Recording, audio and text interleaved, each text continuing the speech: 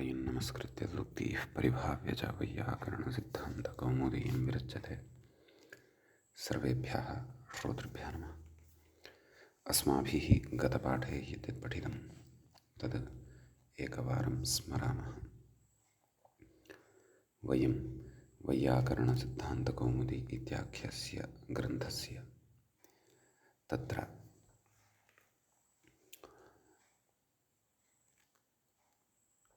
हलन्तपुल्लिङ्गप्रकरणं पठन्तः स्मः।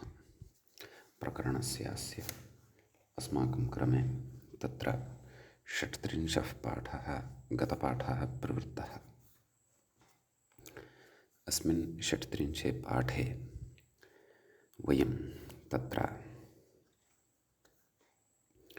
सर्वादौ युक् अथवा युग् इत्यपि प्रयोगः सिद्ध्यति। तत्र का युक्तिः भवितुमर्हति इति अस्माभिः तत्र पठितं। तत्र युजेः इति धातुपाठपठित इकारविशिष्टस्य अनुकरणं नाम युजिर् योगे इत्यस्य अनुकरणं। युजिर् योगे इत्यस्य रेफशिरस्कस्य धातोः अनुकरणं। यद्यपि तत्र इर् इति एतावतः इतसंज्ञा एव भवति। इर् इतसंज्ञा वाच्या इत्यनेन इतसंज्ञा उच्यते। तथापि रेफवर्जं सः धातुः तत्र गृहीतो वर्तते इति युजिर् इति। इकारोऽपि ततः गच्छति। तेन किं तदेव उक्तं, नाम अयम् इकारनिर्देशः इति तु न चिन्तनीयं। तेनेह न युज्यते समाधत्ते इति युक्, अर्थात् युजसमाधौ इति दैवादिकः यः धातुः वर्तते आत्मनेपदी, तस्मात् क्विपि सति किञ्च तत्र नाम नुमः च अभावे सति, यतोहि युजेः एव नुम् उच्यते, प्रकृते तु नुमः विषयः, तर्हि न भवति। यतोहि एषः धातुः युजि नास्ति, अयं तु युज इति अस्ति, दिवादिगणे पठितः वर्तते। अतः अत्र नुमः अप्रवृत्त्या युक् युग् इति रूपद्वयं तत्र कुत्वेन भवितुम् अर्हति भवत्येव। नुम् रहितं रूपद्वयम्। अन्यानि चापि रूपाणि अत्र अस्माभिः दृष्टानि। ततः अनन्तरं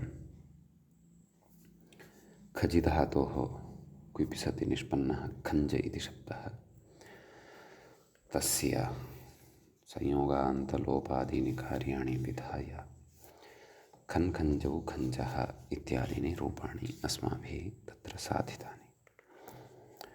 ततः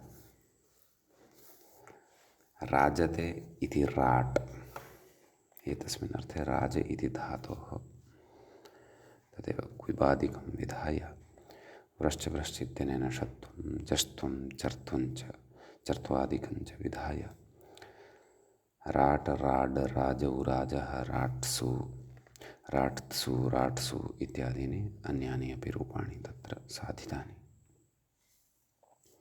ततः विशेषतया भ्राजते इति वि उपसर्गपूर्वकात् भ्राजधातोः क्विपि सति विभ्राज इति शब्दस्य विभ्राट् विभ्राड् विभ्राजौ विभ्राजः इत्यादीनि रूपाणि अपि अस्माभिः साधितानि। तदनन्तरं तत्र देवेज् इति शब्दः अपि अस्माभिः साधितः। देवान् यजति इति देव उपसर्गपूर्वके यज् धातोः सम्प्रसारणादिकं विधाय देवेज् इति शब्दः चकारान्तः लब्धः भवति। तस्य देवेट देवेजौ देवेजः इत्यादीनि रूपाणि अपि अस्माभिः साधितानि। तदनन्तरं तत्र विश्व उपपदे सति सृज इति धातोः क्विबादि विधाय विश्वसृज इति शब्दः यः सिद्धः भवति तस्य विश्वसृज विश्वसृड विश्वसृजौ विश्वसृजः इत्यादीनि रूपाणि अस्माभिः साधितानि। तत्र सृजियज्योः कुत्वं न भवति इति क्लीबे वक्ष्यते, नाम अग्रे नपुंसकलिङ्गे कथयिष्यामः। व्याख्यात्रा तु तत्र उक्तमेव यत् सृजिदृशोः इति सूत्रे काम्यच् सूत्रे च विश्वसृड्भ्याम् उपयट् काम्यति इति भाष्यप्रयोगात् क्विन् प्रत्ययस्य कुः इति कुत्वम् अत्र न भवति, कुत्वं न भवति इति तत्र उक्तम्। तदनन्तरं बिभ्राट् बिभ्राड् इत्येवं तु रूपाणि भवन्त्येव, परन्तु विभ्राक् विभ्राग् इति कुत्वयुक्तानि रूपाणि अपि भवन्ति। तत्र सिद्धान्ततया युक्तिः एका अस्माभिः आश्रिता, मूले पठिता। तत्र उक्तं यत्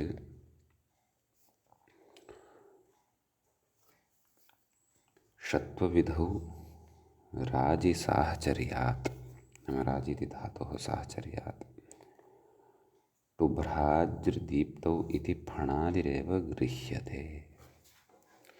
नाम राजि इति फणादिः वर्तते, अतः तत्र तत्साहचर्यपठितः भ्राज इति धातुः सोऽपि फणादिरेव ग्राह्यः।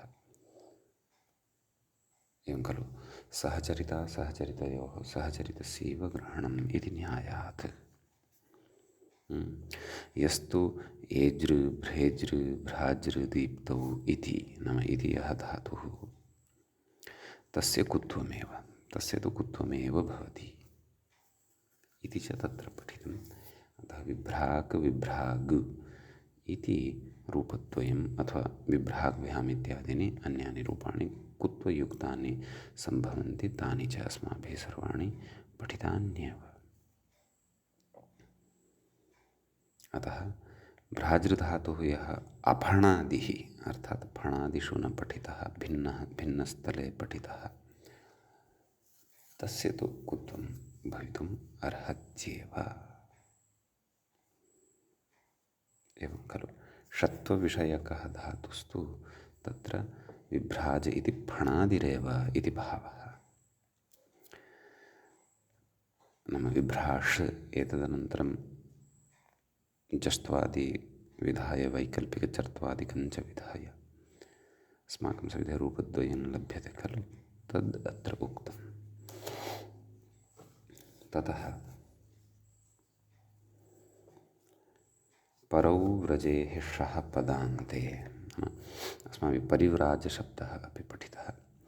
तस्य साधनाय औणादिकं सूत्रमेकं यत् पठिष्यते अग्रे तद् अपेक्षानुरोधेन अत्रैव उक्तं, स्पष्टतया अवगमनं भवतु इति एतदर्थं परिव्राजशब्दस्य व्युत्पत्तिः अत्रैव मूले तत्र उक्ता। तत्र परित्यज्य सर्वं व्रजति, आदौ औणादिसूत्रस्य अर्थोऽपि मूले एव उक्तः। परौ उपपदे व्रजेः क्विप् स्यात् दीर्घश्च पदान्तविषये षत्वञ्च इति। तत्र परित्यज्य सर्वं व्रजति इति परिव्राट्, परिव्राजौ परिव्राजः इत्यादीनि रूपाणि तत्र अस्माभिः दृष्टानि। षत्वं तु उणादिसूत्रं पुरस्कृत्य अस्माभिः तत्र साधितं व्रजधातोः। यतोहि व्रश्च भ्रश्च सृजमृज यजराजभ्राजच्छ्रांशः इत्यत्र व्रजधातुः नास्ति इति कृत्वा षत्वार्थं तत्र उणादिसूत्रम् अस्माभिः तत्र गृहीतम्। ततः तत्र विश्वाराज इति शब्दः साधनीयः, तस्य च तत्र रूपाणि विश्वाराट् विश्वाराट् विश्वाराड् इत्यादीनि च यानि रूपाणि भवन्ति तानि अस्माभिः अग्रे साधनीयानि वर्तन्ते इति तस्य विचारस्य केवलः आरम्भः अस्माभिः गते पाठे कृतः। गतपाठस्य अन्ते व्याख्यायाः पङ्क्तयः इत्थम् आसन्। पदान्त इति ष इत्यनेन एव सम्बध्यते न तु क्विद्दीर्घाभ्यामपि व्याख्यानात्। तदाह परावुपपदे इत्यादिना षत्वञ्चेति चोः कुः इत्यस्यापवादः इति भावः। तदनन्तरं विश्वराज इत्यस्य विषये अथवा विश्वराज इत्यस्य विषये तत्र चर्चा आरब्धा। विश्वस्मिन् राजते इत्यर्थे सत्सु द्विषद्विह इति नाम इत्यादिना सूत्रेण क्विपि उपपदसमासे विश्वराजशब्दः नाम मूलतः तु प्रथमावस्थाया भवति मूलतः सा तु विश्वराज इत्येव वर्तते। तस्य विशेषमाह नाम तत्र कः विशेषः वर्तते तं विशेषम् अधुना अग्रे कथयति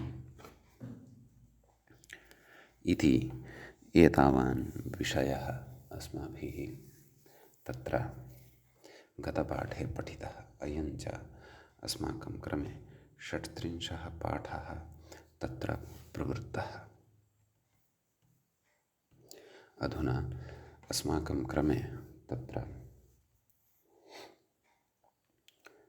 हलन्तपुल्लिङ्गप्रकरणस्यास्य 37 पाठः आरब्धो भवति। समीचीनं। तत्र सूत्रम् अग्रे पठ्यते। सूत्रं च वर्तते एवम्। विश्वस्य वसुराटोः इति षष्ठं सूत्रमिदं भवति। वयं पश्यन्तः स्मः षष्ठाध्यायस्य तृतीयपादस्य 28-तमं सूत्रम्। तत्र विश्वस्य इति षष्ठ्यन्तं भवति। वसुराटोः इति च तत्र सप्तम्यन्तं भवति। सप्तमी विभक्तेः द्विवचनान्तं भवति। वसुश्च राट् च वसुराटौ तयोः वसुराटोः एवम् इतरेतरयोगद्वन्द्वः अत्र आश्रीयते। अग्रे उच्यते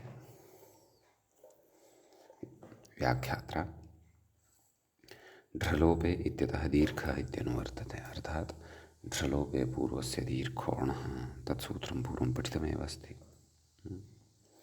तदाह विश्वशब्दस्येति एवं खलु मूले उक्तं विश्वशब्दस्य दीर्घः अन्तादेशः स्यात्। विश्व इति यतोहि विश्वराज इति अस्माकं एतावता क्विबन्तशब्दः खलु लब्धः वर्तते। प्रथमाविभक्तेः एकवचने तु अथवा तृतीयादिषु भ्यामादिषु च तत्र विश्वाराट् विश्वाराड् इत्यादीनि रूपाणि विश्वाराड्भ्याम् इत्यादीनि रूपाणि अपेक्षितानि सन्ति।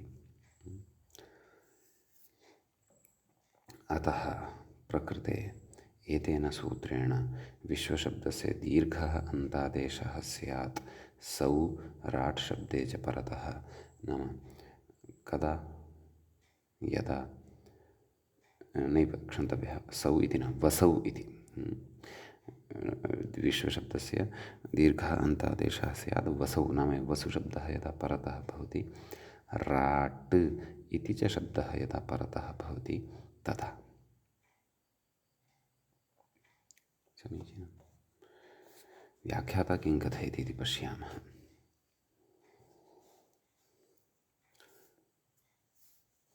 विश्वं वस्विति मूले पश्यन्तु। विश्वं वसु यस्य सः विश्वावसुः इति। अग्रे कथयति वसुर्ग्रहे ग्नौ योक्त्रे अंशौ वसुतो ये धने मणौ इति कोशः। वसुशब्दस्य एवम् अर्थाः उक्ताः वर्तन्ते। ग्रहार्थे अग्न्यर्थे योक्त्रेंशौ वसुतो ये धने मणौ, एतावन्तः अर्थाः वर्तन्ते। तत्र प्रसङ्गानुरोधेन यथा च अस्माभिः बहुव्रीहिः अधुना कृतः, बहुव्रीह्यनुरोधेन च यथा योग्यः अर्थः तत्र वसुशब्दस्य गृहीतुं शक्यः, विश्वशब्दस्य अर्थान् तु वयं जानीमः एव। अतः तादृशः वसुशब्दः यदा परतः भवति तदा तत्र विश्व इति यः शब्दः वर्तते तस्य शब्दस्य तत्र दीर्घो भवति। कथयति अग्रे, आदित्यविश्ववसवः। आदौ उदाहरणं पश्यामः, मूले पश्यन्तु, विश्वावसुः इति। अत्र विश्ववसु इत्यवस्थायां बहुव्रीह्यादिकं कृत्वा विश्व इत्यस्य अकारस्य दीर्घो भवति, विश्वावसुः इति। एवं खलु। अतः तद् नाम वस्तुतः अत्रत्यः विषयः अयं प्रयोगः नास्ति। अत्रत्यः विषयः तु विश्वराज इति जकारान्तः शब्दः वर्तते, स एव अत्रत्यः विषयः भवति। प्रसङ्गानुरोधेन अत्र किञ्चित् अस्मिन् विषये अपि तत्र व्याख्यात्रा उक्तं, नाम वसुशब्दे परतः अपि यदुदाहरणं सम्भवति तदुदाहरणमत्र उक्तं, तदेव च व्याख्यात्रापि उच्यमानं वर्तते।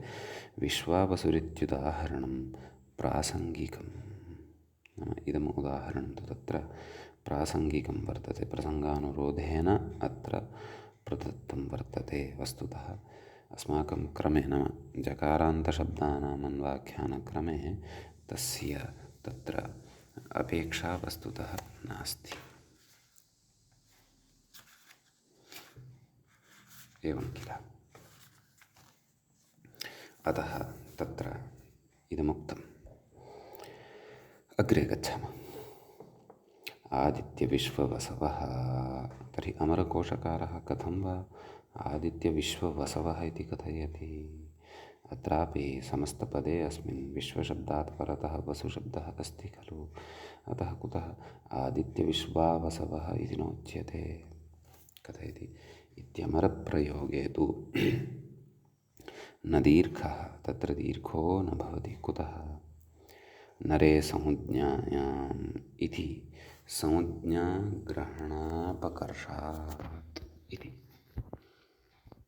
एवं खलु। नाम प्रकृते वा नाम विश्वस्य वसुराटोः इत्यत्र तत्र सविधेः एव विद्यमानात् नरे संज्ञायाम् इत्यस्मात् संज्ञायाम् इत्यस्यापि अर्थः स्वीक्रियते। नाम नरे उत्तरपदे संज्ञायां विषये विश्वस्य दीर्घो भवति इति। नाम संज्ञायां गम्यमानायामेव अयं दीर्घः भवति। तर्हि तस्मात् सूत्रात् संज्ञायाम् इति अत्रापि स्वीक्रियते। तर्हि संज्ञा यत्र वर्तते तत्र एव अयं दीर्घः वर्तते। आदित्यविश्ववसवः इति पर्यायशब्दपरिगणनसमये अथवा शब्दपरिचयसमये तु संज्ञा न विवक्षितः वर्तते। तत्र वसुशब्दः पार्थक्येन विवक्षितः, विश्वशब्दश्च पार्थक्येन विवक्षितः, आदित्यशब्दश्च पार्थक्येन ज्ञापयितुम् इष्टः इति कृत्वा सा न संज्ञा, नाम अत्र विद्यमानविश्वशब्दः वसुशब्दश्च यः वर्तते तयोः द्वयोः अपि सङ्घातद्वारा, नाम समुदायद्वारा, शब्दद्वयसमुदायद्वारा तत्र तन्नाम संज्ञा न ज्ञाप्यते, संज्ञा तत्र गम्यमाना नास्ति इति कृत्वा विश्वशब्दस्य दीर्घोऽपि तत्र न भवति। अतः असाधुः प्रयुक्तम् अमरकोशकारेण इति तु नैव अस्माभिः शङ्क्यम्। अस्तु, अग्रे कथयति, ननु राटशब्दः राटशब्दस्य कृतच्यर्थस्य निर्देशात् जष्ट्वे सति दीर्घो न स्यात् इत्यत आह। नाम राटशब्दः यः वर्तते सः चर्त्वेन निर्दिष्टः वर्तते सूत्रे पश्यन्तु। एवं खलु विश्वस्य वसुराजोः इति किमर्थं नोक्तं? मूलशब्दः तत्र राज इति भवति खलु, जकारान्तः इति भवति खलु। तर्हि तत्र चर्त्वं विधाय नाम राज भवति, तस्य षत्वम् आदौ भवति व्रश्च व्रश्च इत्यादिना, तदनन्तरं तस्य जष्ट्वानन्तरं डकारः लभ्यते, डकारानन्तरं तस्य चर्त्वं कृतं वर्तते राट् इति। तस्य कृतचर्त्वस्य एव निर्देशः मूले कृतः वर्तते विश्वराटोः इति। कथयति ननु राटशब्दस्य कृतचर्त्वस्य निर्देशात् जष्ट्वे सति दीर्घो न स्यात्। एवं खलु, नाम जष्ट्वे सति, जष्ट्वपक्षे सति दीर्घः न भवति इति।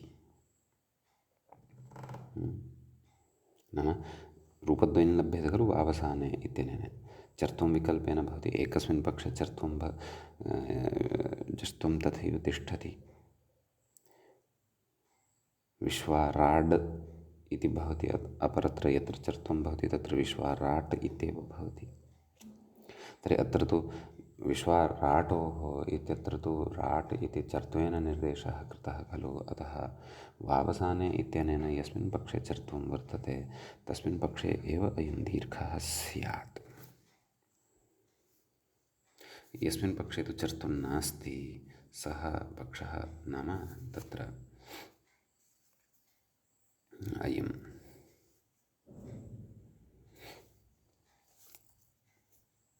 किमित्युच्यते,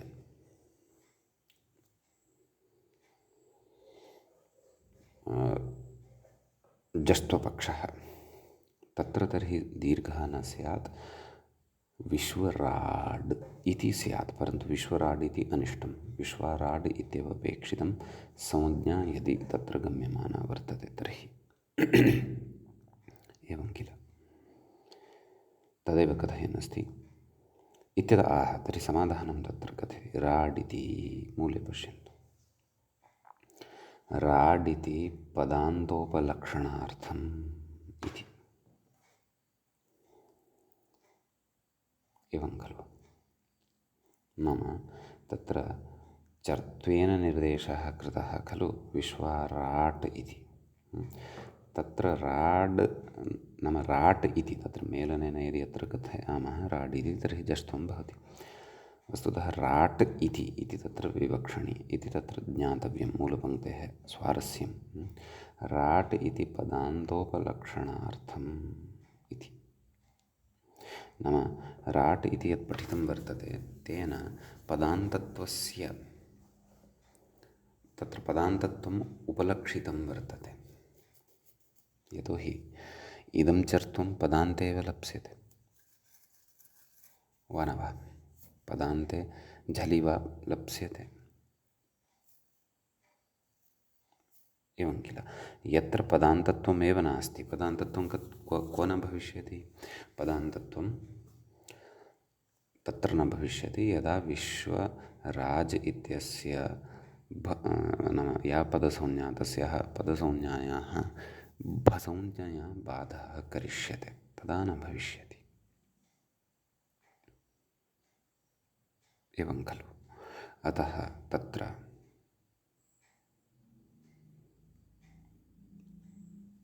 नाम तादृशपदान्तत्वस्य उपलक्षणार्थम् इदं भवति, नाम तस्य ज्ञापकं भवति, तस्यापि सङ्ग्रहार्थम् अत्र राट् इति प्रयुक्तं वर्तते। अतः तेन पदान्ते सत्येव तत्र दीर्घः भविष्यति।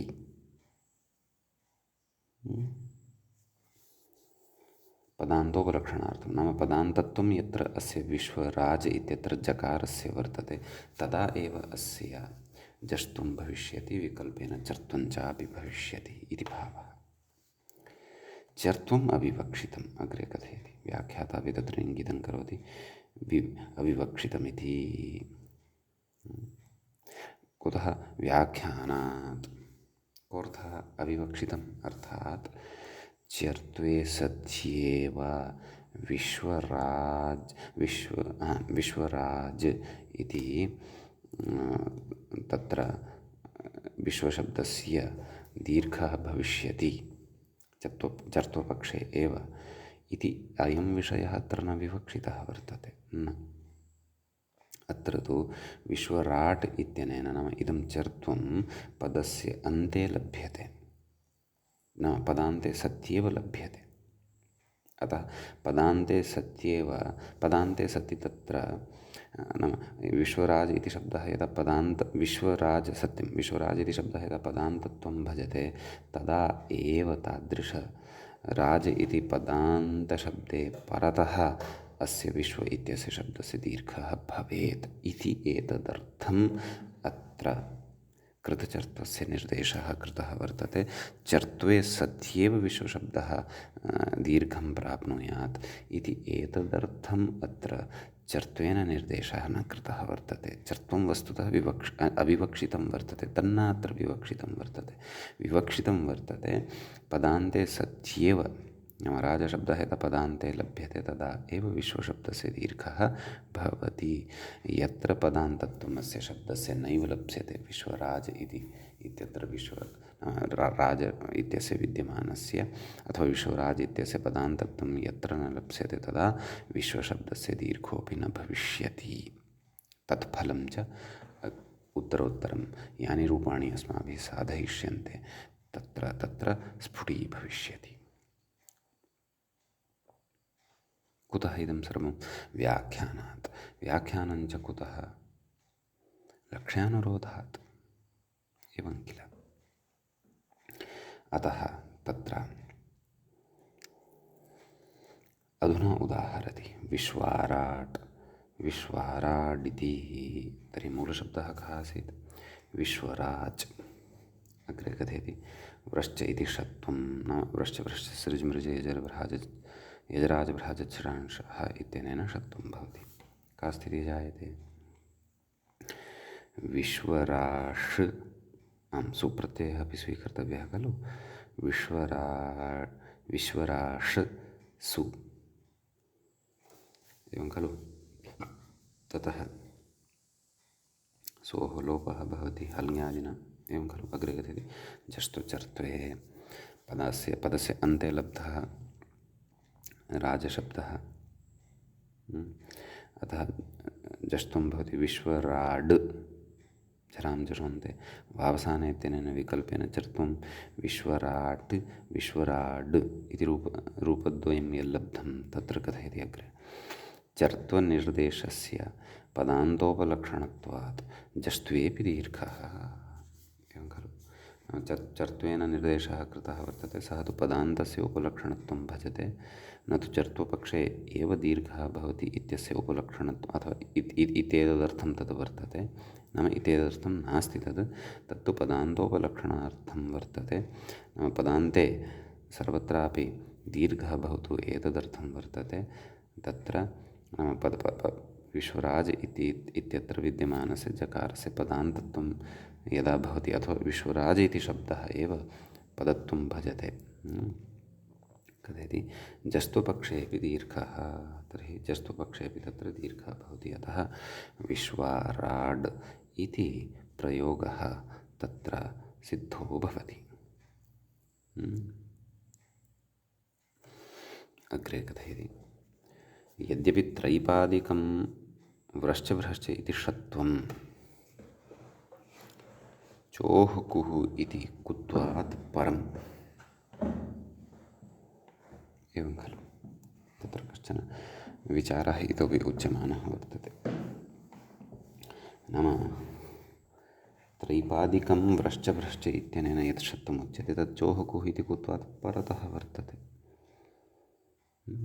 कथयति तथापि चवर्गान्तव्रश्चादिविषये षत्वम् अपवादत्वात् न असिद्धम्।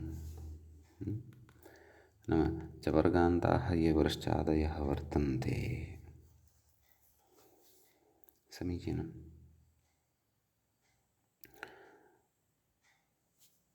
तेषां विषये षत्वम् अपवादत्वात् न असिद्धं। नाम षत्वं यद् वर्तते तद् अपवादत्वं भजते। नाम चोः कुः इत्यस्य अपवादत्वेन तिष्ठति किम्?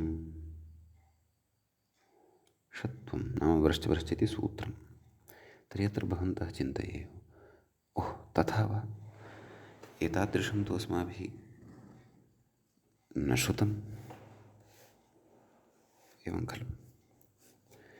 नाम त्रिपाद्यां तु पूर्वं प्रति परशास्त्रम् असिद्धं भवति इत्येव श्रुतं। चोः कुः इत्यस्य दृष्टौ तु व्रश्च इति नास्ति एव, अतः तस्य असिद्धत्वादेव निवृत्तौ चोः कुः इत्यस्य एव प्रवृत्त्या भाव्यं खलु? अथवा चोः कुः इत्यनेन एव तत्र प्रवर्तनीयं खलु? कथमेवमुच्यते इति चेत् तदेव अत्र उच्यते। किम्? अपवादत्वम् अस्ति। कुतः कथयति? अपवादो वचनप्रामाण्यात् इति। अपवादत्वं कथमस्ति इति कथयति? नाम वचनसामर्थ्यात् अपवादत्वं वर्तते, एवं खलु? व्रश्च भ्रश्च सृज मृज यज राज भ्राज सर्वेपि प्रायशः चवर्गान्ताः अत्र। भ्राजच्छशां छशाम् एवं छकारः अपि चवर्गे अन्तर्भवति, षकारः एकः भिन्नः वर्तते, एवं किल? तर्हि तत्र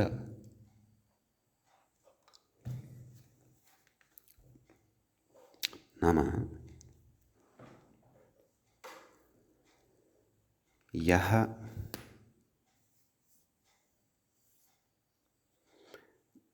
असिद्धः वर्तते, अथवा यत् सूत्रम् असिद्धं वर्तते व्रश्च चोः कुः इत्यस्य दृष्टौ, सः यदि व्रश्च इत्यादीनां विषये न प्रवर्तेत, तत्रापि चोः कुः इत्येव आगत्य प्रवर्तेत, तर्हि तत् सूत्रवैयर्थ्यं भवति, तस्य सूत्रस्य व्यर्थापत्तिः भवति। अतः इदं वचनं यत् कृतं व्रश्च इति, एतद् वचनप्रामाण्यादेव प्रकृते व्रश्च इति तत्र असिद्धत्वं न प्राप्नोति, अपि तु इदं चोः कुः इत्यस्य अपवादत्वेन तिष्ठति वचनप्रामाण्यात्, अन्यथा वचनवैयर्थ्यं स्यात् खलु इति भावः।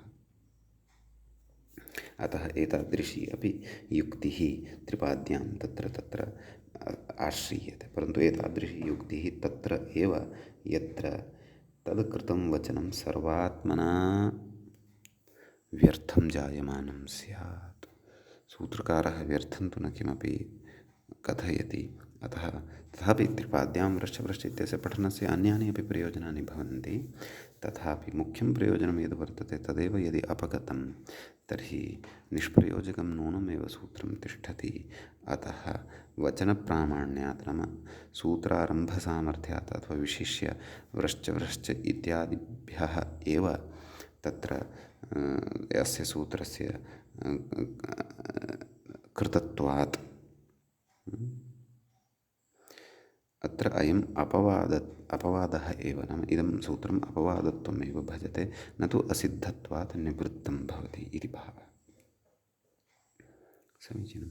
इति विशिष्टा काचित् व्यवस्था अत्र उक्ता, यद्यपि मूले नोक्ता अस्ति एषा व्यवस्था अथवा अयं विचारः मूले नोक्तः वर्तते, तथापि एतत् सम्बद्धम् अस्माभिः सर्वमपि पठितुं वर्तते, अतः अस्य अवगमनाय तत्र क्लेशः एव न स्यात्। सम्यक् अग्रे उच्यते। विश्वराजाविति द्विवचनस्य रूपम्। एतावता प्रथमाविभक्तेः एकवचने रूपद्वयं साधितं। द्विवचने विश्वराजौ मूले उक्तं खलु, कथयति अपदान्तत्वान्न दीर्घ इति भावः, एवं खलु? औ इति परतः वर्तते, अजादिः सह वर्तते, एवं खलु? अजादौ च परतः तत्र नाम पदसंज्ञा न भवति, भसंज्ञा एव भवति। एवं किल। अतः प्रकृते तत्र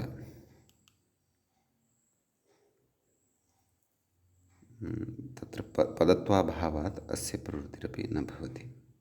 यतोहि स्वादिष्व सर्वनामस्थाने इति खलु उच्यते। असर्वनामस्थाने परतः न, स्वादिषु असर्वनामस्थानसंज्ञकाः यदा परतः भवन्ति तदा तत्र पदसंज्ञा भवति। प्रकृते सर्वनामस्थानसंज्ञकः एव परतः न, असर्वनामस्थानसंज्ञकः परतः नास्ति, परतः तु सर्वनामस्थानसंज्ञकः वर्तते। अतः अस्य पदसंज्ञा अपि न भवति इति भावः। कस्य? विश्वराज इति शब्दस्य। प्रकृते भसंज्ञया बाधः इति तु वक्तुं युज्यते वा? न खलु, तावती अपेक्षा नास्ति किल। यतोहि भसंज्ञायै अपि असर्वनामस्थानसंज्ञकः स्वादिः परतः अपेक्षितः वर्तते खलु। अत्र तु सर्वनामस्थानसंज्ञा वर्तते, अतः भसंज्ञा अपि नास्ति। पदसंज्ञा तु सूत्रान् नास्ति, यतोहि स्वादिषु असर्वनामस्थाने इत्युच्यते। प्रकृते तु सर्वनामस्थानसंज्ञा वर्तते, अतः स्वादिषु असर्वनामस्थाने इत्यत्र असर्वनामस्थाने इति पदग्रहणसामर्थ्यात् एव पदसंज्ञायाः अत्र प्राप्तिरेव न भवति। एवं खलु। बहुवचने अपि तथैव। विश्वराजः संबोधने हे विश्वराट्, हे विश्वराड्, हे विश्वराजौ, हे विश्वराजः। द्वितीया विश्वराजं, विश्वराजौ, बहुवचने विश्वराजः इति रूपम्। सम्यक्। तृतीया विश्वराजा, तृतीया द्विवचनस्य रूपं दत्तमस्ति, पश्यन्तु। विश्वराड्भ्यां, कुतः? यतोहि तत्र असर्वनामस्थानसंज्ञकः प्रत्ययः परतः वर्तते, सः कः? भ्यां। तस्मिन् परतः तु पदसंज्ञा भवत्येव। कस्य? विश्वराज इति शब्दस्य। एवं खलु। तर्हि पदसंज्ञायां तत्र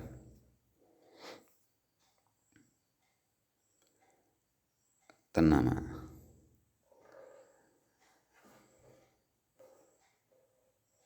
तत्र जष्ट्वादिकं तु भवत्येव, दीर्घोऽपि भवति। पदान्तोपलक्षणं तत्र इत्युक्तं खलु, राड् इति पदान्तोपलक्षणम्। अतः विश्वाराड्भ्याम् इति रूपं भवति। चर्त्वं तु न भवति वावसाने इत्येतस्य कृते निमित्ताभावात्। एवं खलु। अस्तु, तर्हि तृतीया एषा। चतुर्थ्यां विश्वराजे,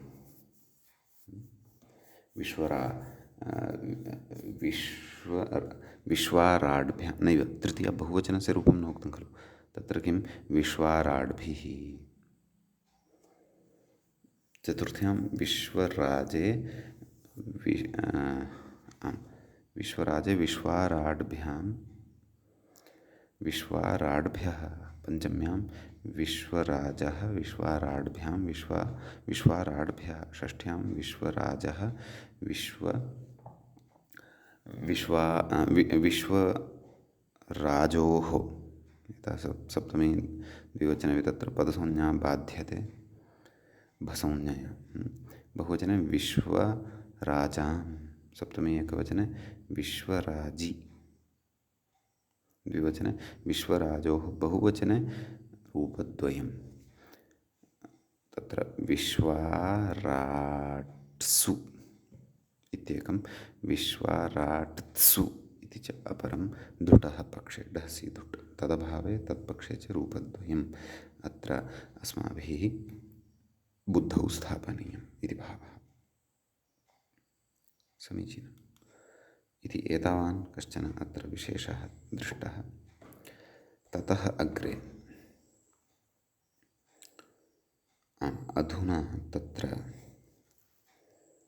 अन्यः कश्चन शब्दः अग्रे विचार्यते। भृट् भृट् भृजौ भृजः इत्यादीनि रूपाणि अत्र साधनीयानि वर्तन्ते। तत्र कः मूलतः शब्दः भवति तस्य शब्दस्य विषये कथयति ग्रन्थकारः अग्रे। अपि च विशिष्टा काचित् व्यवस्था अपि सलोपविषयिणी व्यवस्था, यस्याः प्रयोजनं शास्त्रे अग्रे अग्रे बहुत्र भविष्यति। अतः सा सलोपविषयिणी व्यवस्था अपि विशिष्टा काचित् ज्ञातव्या वर्तते। अग्रिमशब्दः च अस्माभिः जकारान्तः अधुना पठनीयः वर्तते। तर्हि कोऽसौ अग्रिमः शब्दः, तदर्थं मूलतः तस्य निर्माणं कथं भवति इति कथयन्नस्ति व्याख्याता। कथयति भ्रस्जपाके क्विप्, नाम पाकार्थः यः भ्रस्ज इति धातुः वर्तते, तस्मात् क्विप् इति प्रत्ययो भवति। एवं खलु। क्विप् सर्वलोपी भवति इति वयं जानीमः। किमवशिष्टं भ्रस्ज इति, अस्य अकारः न स्वीक्रियते। भ्रस्ज इति, यतोहि अकारः इतसंज्ञकः। भ्रस्ज इति कथयति ग्रहीच्या वै व्यधिवष्टि इत्यादि कथयति। इति सम्प्रसारणं, तेन सूत्रेण सम्प्रसारणं भवति। रेफस्य ऋकारः, भ्रस्ज इत्यत्र यः रेफः वर्तते किल, तस्य रेफस्य स्थाने ऋवर्णः आगच्छति। एवं खलु। अतः तत्र यः तत्र ऋवर्णः वर्तते, का स्थितिः जायते, भ ऋ अ स्ज सम्प्रसारणात् चेति पूर्वरूपं, नाम ऋकाराकारयोः ऋ इति रूपं भवति। भृस्ज भृश्च शब्दः, तर्हि मूलतः अत्र कः शब्दः अधुना स्वीकर्तव्यः वर्तते अस्माभिः। भृस्ज इति शब्दः, तस्य च शब्दस्य रूपाणि द्रष्टव्यानि वर्तन्ते। कथयति ततः सुबुत्पत्तिः, एवं किल। भृस्ज सु इति तत्र प्रत्ययः भवति। सम्यक् अग्रे कथयति तत्र विशेषणाः, न सुबुत्पत्तौ सत्यां तत्र विशेषं कथयति। कः विशेषः उच्यते, तदर्थं सूत्रम् अग्रे उच्यते। सूत्रं वर्तते एवं। स्कोः संयोगाद्योरन्ते च, त्रिपादी अस्ति, वयं पश्यन्तः स्मः। प्रकृते पदपरिचयः आदौ प्राप्तव्यः। तत्र स्कोः इति षष्ठ्यन्तं पदं भवति। सत्यं, तस्य विग्रहं वयं द्रक्ष्यामः। स्कोः संयोगाद्योरन्ते च, व्याख्याता अग्रे कथयिष्यति यत् संयोग इति पृथक् पदम् एकं वर्तते। तद् लुप्तषष्ठीकं पदं वर्तते, तत्र षष्ठी लुप्ता वर्तते। संयोग इति पृथक् पदं, तत्र षष्ठी लुप्ता वर्तते। छन्दोवत् सूत्राणि भवति इति न्यायात् तत्र किम् अस्ति तत् सूत्रं, सुपां सुलुक्पूर्वसवर्णाध्ये आटाट्या याजालः, नाम तत्र षष्ठ्याः लुक् भवति। ततश्च संयोग इति द्वितीयं पदम् आद्योरन्ते च इति अस्ति खलु। तत्र आद्योः इति षष्ठ्यन्तं पदं भवति, द्विवचनान्तं भवति। एवं खलु। कस्य शब्दस्य, आदि इति शब्दस्य। अन्ते इति सप्तम्यन्तं पदं भवति, च इति अव्ययपदं भवति। स्कोः इति प्रथमं यद् पदं वर्तते तस्य विग्रहं पश्यामः। सच कच स्कौ, तयोः स्कोः। आद्योः इत्यत्रापि वस्तुतः तदेव विग्रहः। आदिश्च आदिश्च आदि, यथा रामश्च रामश्च रामौ तद्वत् आदिश्च आदिश्च आदि तयोः आद्योः अन्ते च अत्र नास्ति समासः। एवं पदपरिचयः अस्माभिः ज्ञातः। इदानीं व्याख्याता किं कथयति तत् पश्यामः। पदस्य इत्यधिकृतं नाम पदस्य इत्यधिकारे इदं सूत्रं भवति। चकारात् झलो झलि इत्यतः झलि इत्यनुवर्तते। एवं किल एवं किल। ततः पदस्य अन्ते इति झलि इति च संयोग इत्यनेन सम्बध्यते। पदस्य अन्ते नाम पदस्य इति अनुवृत्ति आगच्छति, अन्ते इति तेन सह सम्बध्यते। पदस्य अन्ते इति झलि इति च झलि इत्यपि यदनुवृत्त्या आयाति तदपि संयोग इत्यनेन सह सम्बध्यते। संयोग इति च यत् लुप्तषष्ठीकं वर्तते तेन तदेव अग्रे च कथयन्नस्ति। संयोगेति लुप्तषष्ठीकं पृथक् पदम् अर्थात् संयोगस्य इति वक्तव्यम्। अधुना व्याख्याता विग्रहं कथयति। स च क च स्कौ तयोः इति विग्रहः। स च अस्माभिः पूर्वं कृत एव। अग्रे कथयति संयोगान्तस्य लोपः इत्यतः लोप इत्यनुवर्तते। संयोगान्तस्य लोपः इति एतस्मात् सूत्रात् लोपः इत्यस्य पदस्य अनुवृत्तिस्तत्र भवति इति भावः। एवं खलु। तदाह पदान्त इत्यादिना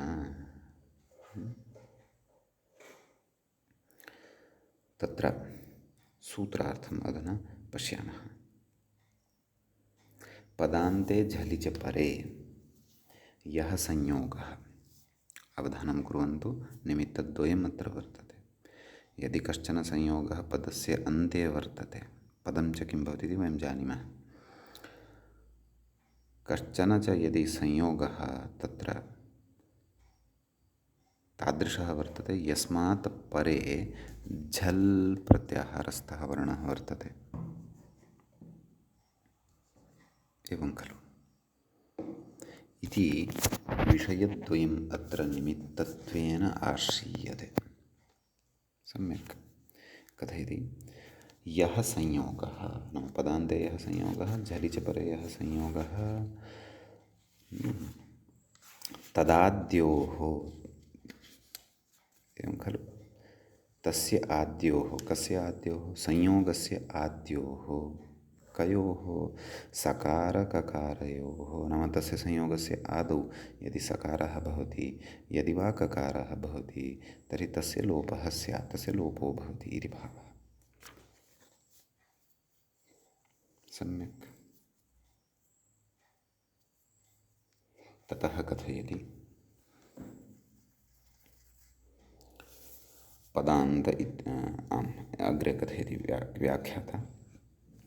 वयं नाम सूत्रार्थं ज्ञातवन्तः स्मः। अस्माभिः यत् भृस्ज इति या स्थितिः सम्प्राप्ता वर्तते तत्र भवन्तः ज्ञातवन्तः स्युरेव। जकार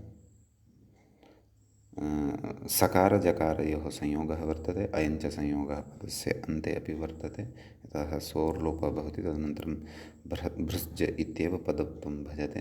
प्रत्ययलक्षणत्वेन तस्य सुबन्तत्वात् पदत्वमपि वर्तते। पदस्य अन्ते सः संयोगः वर्तते। तस्य च संयोगस्य आदिः सकारः वर्तते, तस्य लोपः भवति। अतः भृज इति लभ्यते इति भावः। एवं खलु। ततः जकारस्य षत्वं विकल्पेन चर्त्वं नैव जष्ट्वं विकल्पेन चर्त्वम् इति कृत्वा भृट् भृड् इति रूपद्वयम् अग्रे साधयिष्यते। परन्तु ततः पूर्वं व्याख्यात्रा केचन विचाराः उच्यमानाः वर्तन्ते।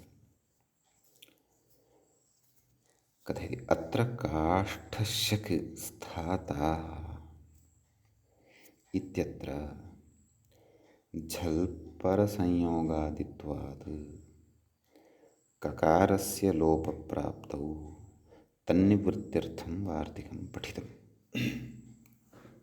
एवं खलु।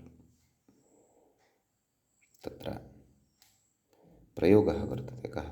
काष्ठशक् स्थाता काष्ठ उपपद काष्ठे काष्ठम् इति उपपदे सति शक् धातोः क्विपि सति इदं रूपं साधितं क्षन्तव्यः। नाम क्विपि सति नाम काष्ठम् इति उपपदे सति क्विपि सति इदं रूपं तत्र साधितं वर्तते। सम्यक्। तत्र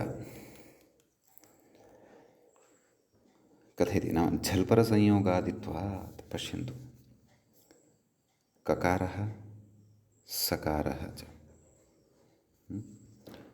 तदनन्तरं थकारः वर्तते, एवं खलु। तत्र ककारः च सकारः च वर्तते, तयोः संयोगः अस्ति किल, अस्ति।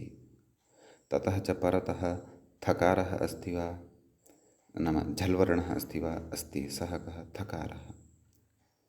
अतः ककारसकारयोः अत्र संयोगः वर्तते, अयञ्च संयोगः तादृशः यस्मात् परतः झलवर्णः वर्तते, एवं खलु। अतः तादृशे झलि परतः प्रकृते कथयति ककारस्य लोपप्राप्तो, नाम ककारस्य लोपः प्राप्तः वर्तते। अपि च अयम् अत्र संयोगः यः वर्तते सः पदस्य अन्ते अपि प्राप्यमाणः वर्तते। यद्यपि काष्ठशक् इति एकं पदं वर्तते, स्थाता इति अपरं पदं वर्तते, परन्तु काष्ठशक् इत्यस्य अन्ते ककारः वर्तते। सः ककारः उत्तरपदस्य सकारम् आदाय तत्र संयोगत्वं प्राप्नोति, एवं खलु। अतः ककारस्य लोपप्राप्तौ नाम स्कोः संयोगाद्योरन्तचैतन्येन अत्र ककारस्य लोपः सम्प्राप्तो भवति। तन्निवृत्त्यर्थं वार्तिकं पठितं, किं झलित्यपहाय सङीति वक्तव्यम् इति। नाम झलि इति अपहाय, नाम झलि इत्यस्य अपाकरणं कृत्वा क्व सूत्रे सङि इति वाच्यम् इति, एवं खलु। सङि इति वक्तव्यं कथयति सनः, सङ् इति सङि इति वक्तव्यं, नाम सूत्रे तत्र झलो झलि इत्यतः झलि इति अनुवर्तते खलु। तत्र झलि इति पदस्य अनुवर्तनं मास्तु, वस्तुतः सङि इति पदं तत्र कर्तव्यम् अस्मिन् सूत्रे तस्य आवश्यकत्वात्। प्रकृते अथवा प्रकृतसूत्रे एव सङि इति कर्तव्यम् इति कथयति। सनः सकारम् आरभ्य, सन् क्व पठितः, तत्र धातोः कर्मणः समानकर्तृकादिच्छायां वा गुप्तिचिकिद्भ्यः सन् इत्यत्र खलु सन् पठितः। कथयति सकारमारभ्य महिङो ङकारेण प्रत्याहारः, नाम महिङ् इत्यस्य यः ङकारः वर्तते तावत् पर्यन्तम् एकः प्रत्याहारः गृह्यते तत्र। तर्हि सनादयः अपि च महिङ् इत्यत्र ङकारात् पूर्वं ये प्रत्ययाः पठिताः ते सर्वेपि अन्तर्भविष्यन्ति, एवं खलु। तर्हि तादृशेषु परेषु तत्र अयं विषयः स्फुटः भविष्यति। नाम एवं रीत्या यदि तत्र सङि इति कुर्मः, प्रकृते अपि पदान्ते सङि च परे यः संयोगः तस्य तदाद्योः सकारककारयोः लोपः स्यात् इति यदि सूत्रार्थं कुर्मः, तर्हि काष्ठशक् स्थाता इत्यत्र क स इति आभ्यां परतः सङ् इति प्रत्याहारे विद्यमानः यः कोऽपि प्रत्याहारे विद्यमानः न भवति। थाता नाम स्थाता इत्यस्य थकारः इति कृत्वा अत्र क स इत्यनयोः द्वयोः आरम्भे नाम इति इत्यनयोः संयोगस्य आरम्भे यः ककारः वर्तते तस्य ककारस्य लोपः न भविष्यति इति वार्तिककृता उच्यते। परन्तु तद् कथयति अग्रे व्याख्याता तदिदं वार्तिकं भाष्ये प्रत्याख्यातम् इति। अपि च अयं यः प्रत्याहारः नाम आश्रितः वर्तते तत्र स्पष्टतया उक्तमेव तत्र गुप्तचिकित्भ्यः सन् इति तत्र तृतीयाध्यायस्य क्षन्तव्यः प्रथमपादस्य पञ्चमं सूत्रं भवति। महिङ् इति तु तिप्तश्चि इत्यत्र श्रूयते तृतीयाध्यायस्य चतुर्थपादस्य तत्र 870तमं सूत्रं भवति। आहत्य समग्रः अपि तृतीयाध्यायः अत्र अन्तर्भवति। तत्र च स्थाता इत्यस्य थकारः न भवति इति कृत्वा तस्मिन् परतः अत्र काष्ठशक् स्थाता इत्यत्र ककारसकारयोः आद्यः यः ककारः वर्तते तस्य लोपो न भवति इति वार्तिककारेण या युक्तिः प्रदर्शिता तस्याः प्रत्याख्यानं भाष्यकारेण कृतं वर्तते। नैव वार्तिकस्य एव प्रत्याख्यानं कृतं वर्तते। कथयति काष्ठशगेव नास्ति कुतः काष्ठशक् स्थाता इति नाम तत्र भोः काष्ठशगेव न भवति अयं प्रयोगः एव नास्ति इति। अतः कुतः काष्ठशक् स्थाता इत्युच्यते। कथयति ककारान्तेभ्यः नास्ति क्विप् कुतः अनभिधानादित्याशयः। भवता अयं क्विप् अत्र बलात् कल्पितः वर्तते। ककारान्ताः सन्ति यतः तवः तेभ्यः क्विप् न भवत्येव कुतः अनभिधानात् तादृशम् अभिधानमेव नास्ति तादृशाः प्रयोगाः न लभ्यन्ते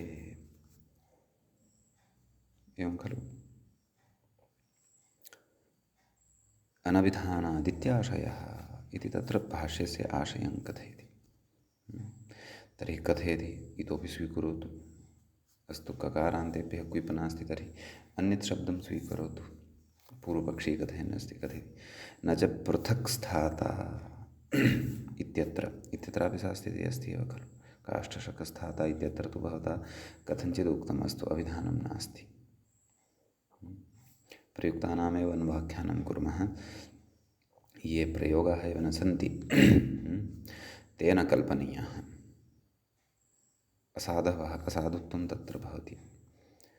व्याकरणगतं साधुत्वं स्यादपि तथापि वयम् अकृतव्यूहाः भवामः। निमित्तं विनाशोन्मुखं तत्कार्यं न कुर्वन्ति अथवा ये प्रयोगाः न कृताः वर्तन्ते तादृशं नाम अनधिकृतचेष्टां न कुर्मः। प्रयोगपरिपाटी अपि अस्माकं मुख्या भवति। आम् अस्तु प्रयोगपरिपाटीमेव स्वीकरोतु। पृथक् स्थाता इति किं प्रयोगो न भवति वा? नूनं भवति। पृथगपि भवति स्थाता अपि भवति। अतः अत्रापि तादवस्थ्यम् अस्ति एव खलु। नाम सा अवस्था तथैव स्थिता खलु। अधुना अत्र कथं वा भवान् इदानीं ककारसकारयोः संयोगस्य आद्यः वर्णः यः ककारः वर्तते तस्य स्कोः संयोगाद्योरन्ते च इत्यनेन कथं वा निवृत्तिं करिष्यति। कथयति इत्यत्र ककारस्य लोपनिवृत्तये संज्ञ इति वार्तिकम् आवश्यकमिति वाच्यम् इति न वाच्यं नाम इति न वक्तव्यं। कुतः तत्प्रत्याख्यानपरभाष्यप्रामाण्यात् एवं जातीयकसंयोगादिलोपप्राप्तियोग्यात् संयोगादिलोपप्राप्तियोग्य उदाहरणानाम् अप्रयोगावगमात् इति शब्देन्दुशेखरे स्पष्टम्। एवं खलु। नाम प्रकृते भोः एतादृशाः एवं जातीयाः प्रयोगाः एव न भवन्ति अथवा एवं जातीयाः प्रयोगाः सन्ति चेदपि तत्र स्को संयोगान्तस्य लोपः इत्यनेन लोपः न भवति। कुतः भाष्यप्रामाण्यादेव। नाम वार्तिकस्य प्रत्याख्यानं कृतं वर्तते अतः तत्प्रत्याख्यानपरभाष्यप्रामाण्यात् एवं जातीयसंयोगादिलोपप्राप्तियोग्य उदाहरणानाम् अप्रयोगावगमात्। नाम एतादृशसंयोगादिलोपप्राप्तिः येषु उदाहरणेषु भवन्ति तादृशानि उदाहरणानि एव न सन्ति तेषाम् उदाहरणानां प्रयोगः एव न भवति अथवा न च कर्तव्यः। पृथक्तया प्रयोगः वक्तव्यः तर्हि स्थाता पृथक् इति वक्तव्यम्, अथवा पृथक् एष स्थाता इति वा वक्तव्यम्। अतः एतादृशाः प्रयोगाः एव न कर्तव्याः भाष्यप्रामाण्यमादाय। अतः ऋषिपरम्परातः वयं बहिः न गच्छेम इति शब्देन्दुशेखरे नागेशभट्टः तत्र कथयति। एवं खलु। अतः तत्र अद्यतनपाठे एतावन्तमेव विशेषं वयं पठन्तः स्मः। भृट् इत्यनयोः रूपसिद्धिः अग्रे व्याख्यात्रया क्रियमाणा वर्तते, तत् वयम् अग्रे करिष्यामः। मुनित्रयं नमस्कृत्य सूक्तिः परिभाव्य च वैयाकरणसिद्धान्तकौमुदीयं विरच्यते। एवञ्च हलन्तपुल्लिङ्गप्रकरणस्य अस्य अस्माकं क्रमे 37 पाठः सम्पन्नतां गतः। नमः सर्वेभ्यः श्रोतृभ्यः।